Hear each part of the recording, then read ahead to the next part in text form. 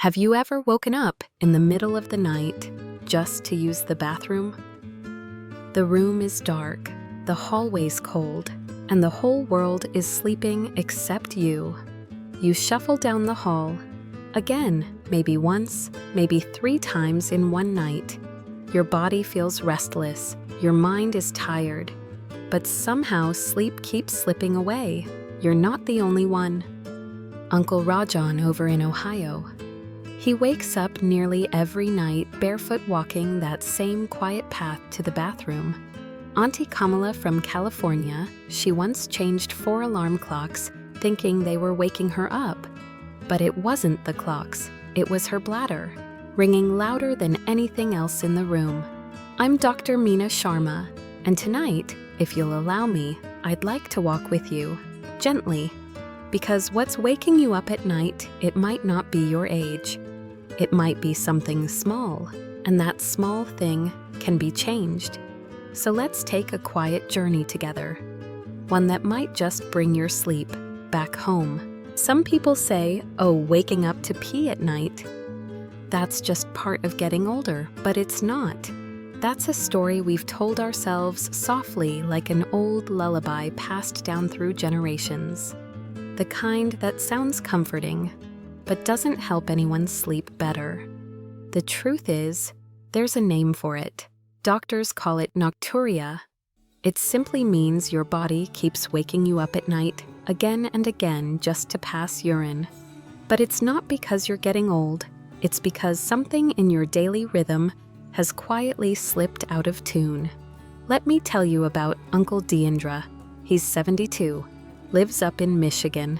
For years, he thought it was normal to wake up 4-5 times a night. He didn't complain, just shuffled along with it. But slowly, his days got heavier. He started forgetting little things, names, directions, why he walked into a room. He was tired, all the time. Then one night, after yet another trip to the bathroom, he lost his balance. He nearly fell. And that moment, it scared him. And it should have, because every time you wake up at night, your body gets pulled out of deep sleep, especially the REM stage, that precious time when your brain repairs memories and your body begins to heal. Without it, your immune system weakens. You get sick more often. You feel foggy, moody, tired no matter how many hours you spent in bed. That's the quiet damage Nocturia brings, not just to your bladder, but to your mind, your strength, your joy. But here's the good news. It doesn't have to stay this way. And in the next part of our story, I'll gently walk you through 5 small shifts, the kind that can bring your sleep back home. Because here's something most people are never told. More than 80% of all Nocturia cases, they aren't caused by disease, not your bladder, not your kidneys, not even your age. The real cause is habit. 5 quiet patterns repeated day after day that gently trick your body into waking at night. But your body, it still remembers how to rest. It still wants to sleep. We just have to show it the way back. But sometimes, the way we eat, the way we drink, the way we wind down before bed, can quietly get in the way of rest without us even knowing. And here's the beautiful part of this story. You don't need medicine. You don't need pills. You don't need surgery. You don't even need to fight your age. All it takes is a few small changes, done gently, done at the right time. Changes that fit into your life, not force your life to change.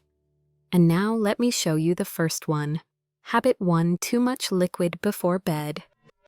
Let me tell you a quiet little story about Auntie Kamala.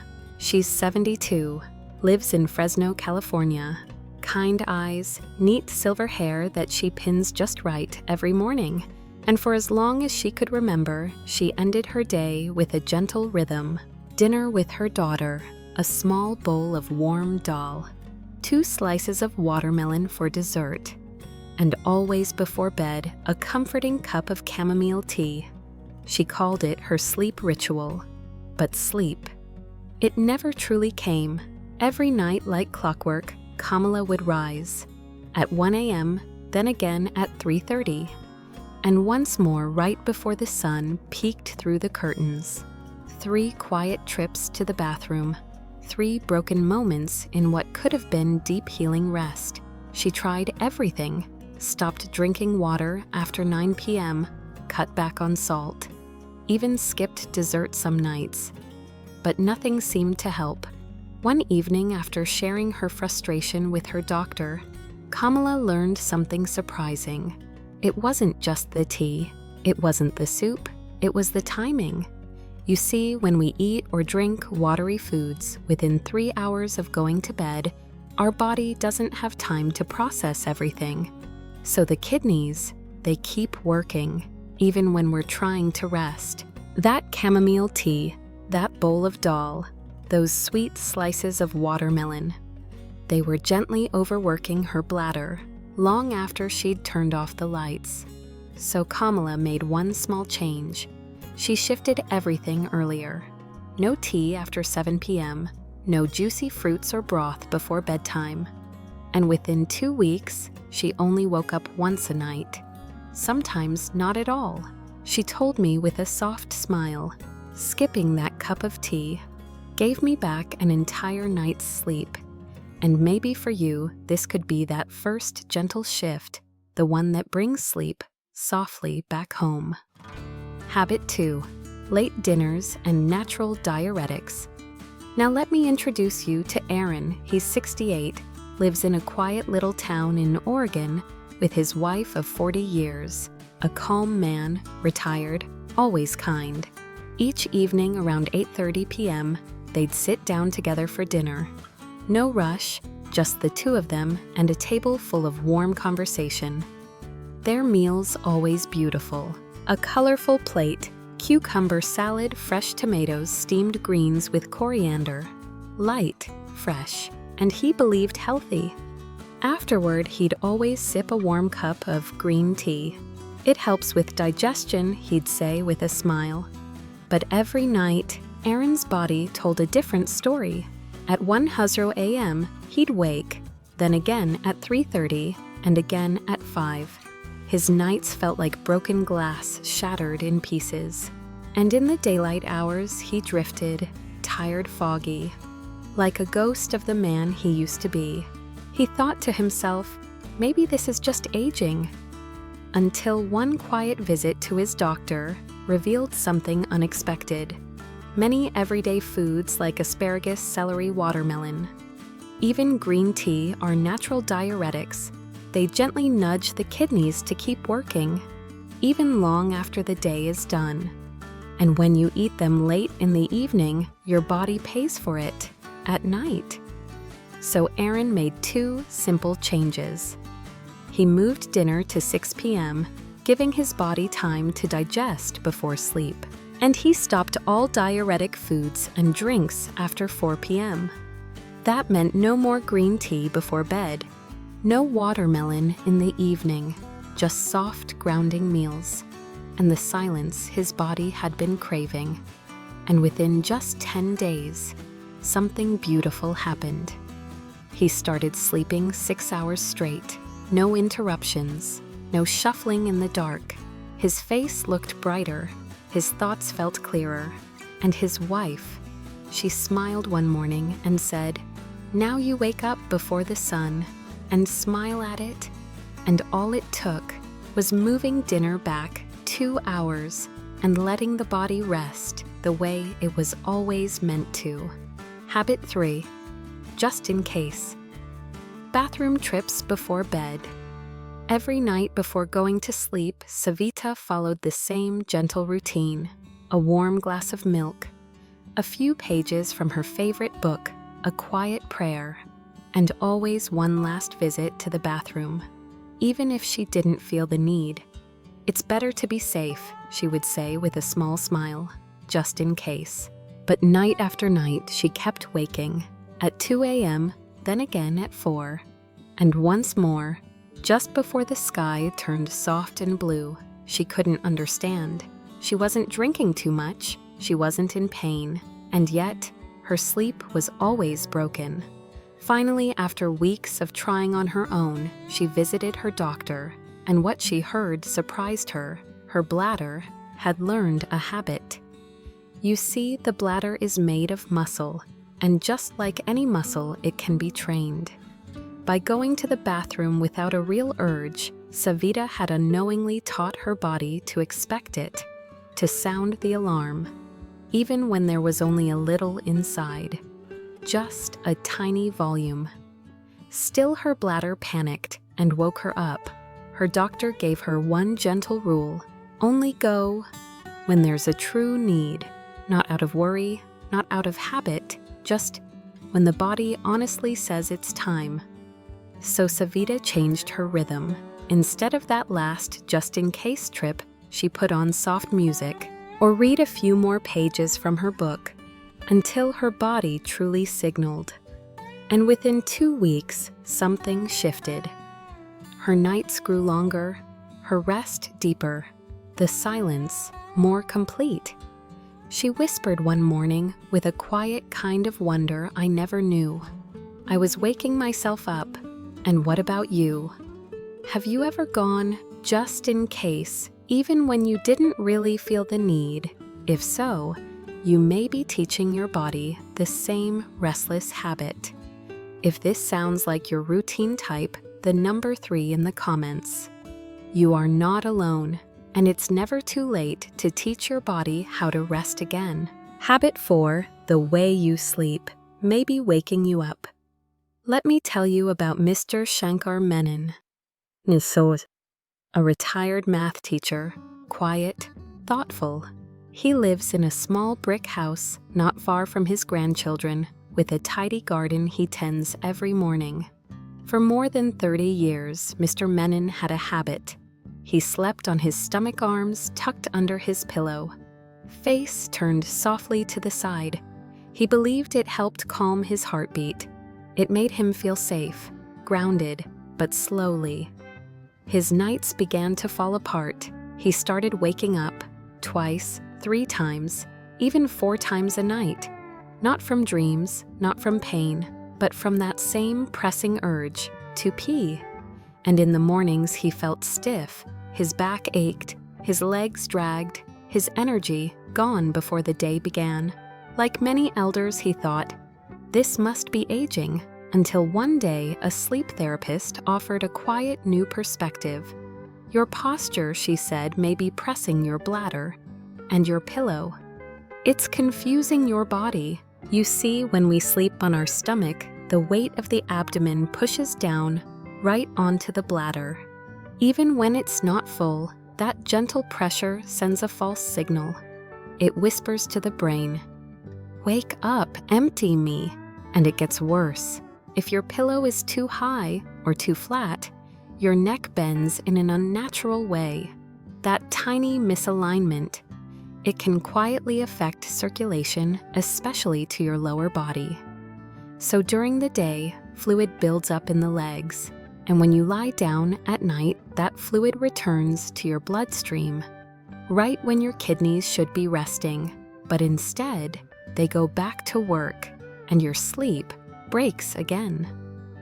Mr. Menon listened closely, then he made one gentle change. He began sleeping on his left side, placed a pillow between his knees to keep his hips aligned, and swapped his pillow for one that kept his neck level, not tilted up, not sagging down. The results. In just 2 weeks, his sleep grew deeper. He began waking only once. Some nights, not at all. His back felt better, his mornings felt lighter. And one quiet afternoon, over tea, he smiled and said, "All these years I thought it was my bladder, but it was really just how I was lying down." If you've ever woken up stiff or with an urgent need to pee, try adjusting your sleeping position tonight. And if Mr. Menon's story sounds a little familiar, type 4 in the comments, because your best sleep might just be one pillow away. Habit 5. A room too warm, clothes too heavy. In the heart of her quiet home, Jian. In Sinsen, Mrs. Kamala, a 69-year-old retired school teacher, believed she had created the perfect place to sleep. A sealed window to block out the street noise, a thick wool blanket even in the spring, and soft flannel pajamas passed down from her mother. Warm, cozy, safe. But each night she would wake up drenched in sweat, eyes blinking into the dark, sheets tangled around her legs. Her body was restless. 3, sometimes 4 times a night, she'd wake suddenly with an urgent need to visit the bathroom, and a heart that just couldn't seem to settle. She wondered aloud, is this menopause or just part of getting older? But one day, a visit to the Madurai Institute of Healthy Living changed everything. The doctor smiled gently and asked her just one question. How warm is your room at night? Mrs. Kamala blinked. She had never thought about that. And here's what she learned. When the room is too warm and the body can't release heat, the blood vessels expand to cool the skin. That process. It quietly tells the kidneys to start filtering more fluid, which means, you guessed it, more urine at night. Layered sleepwear flannel pajamas, heavy blankets. They may feel cozy and comforting, but often they trap heat. And that heat, it disrupts your deep sleep, even your natural hormone rhythms.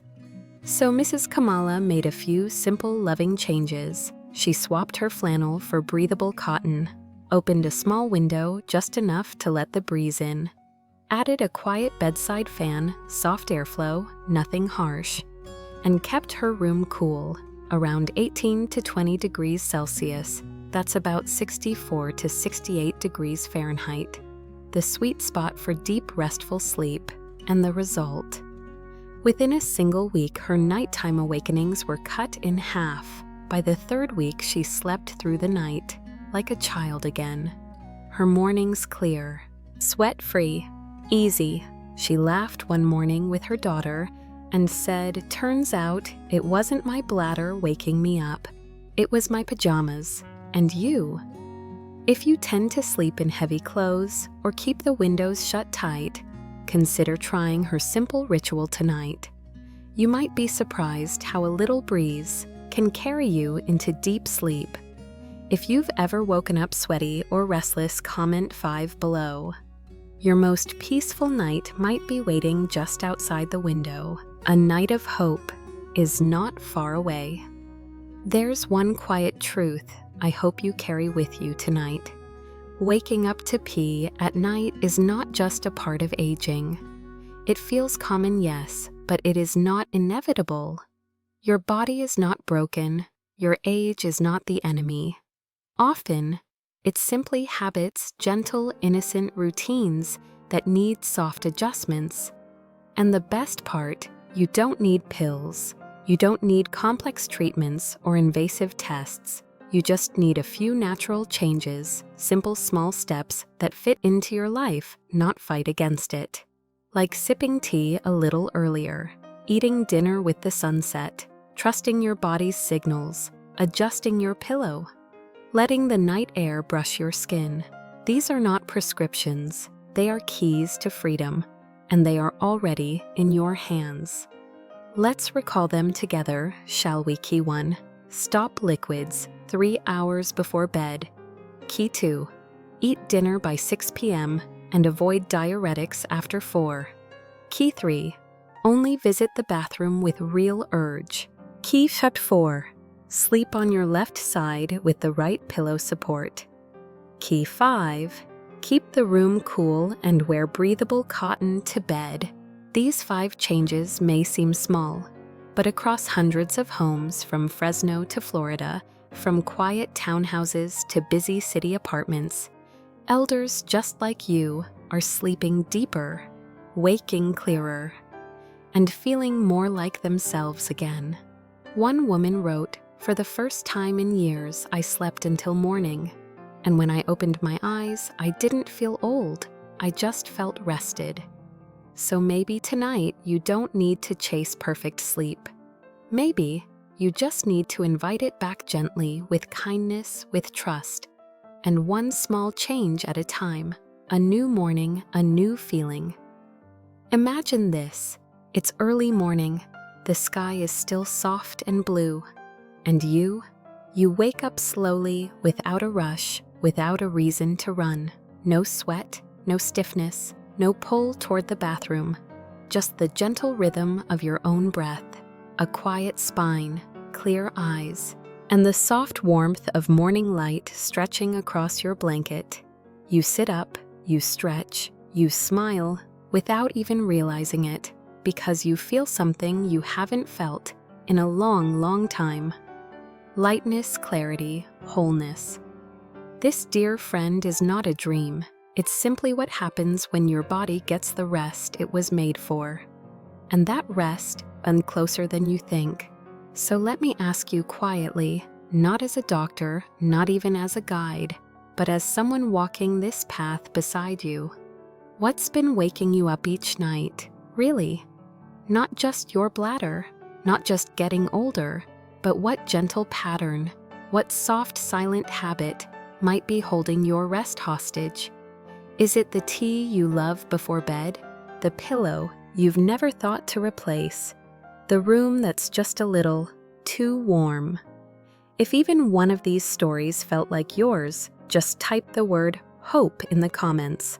That's all. One small word, one quiet seed. We'll know you're still holding on, and we'll hold it with you.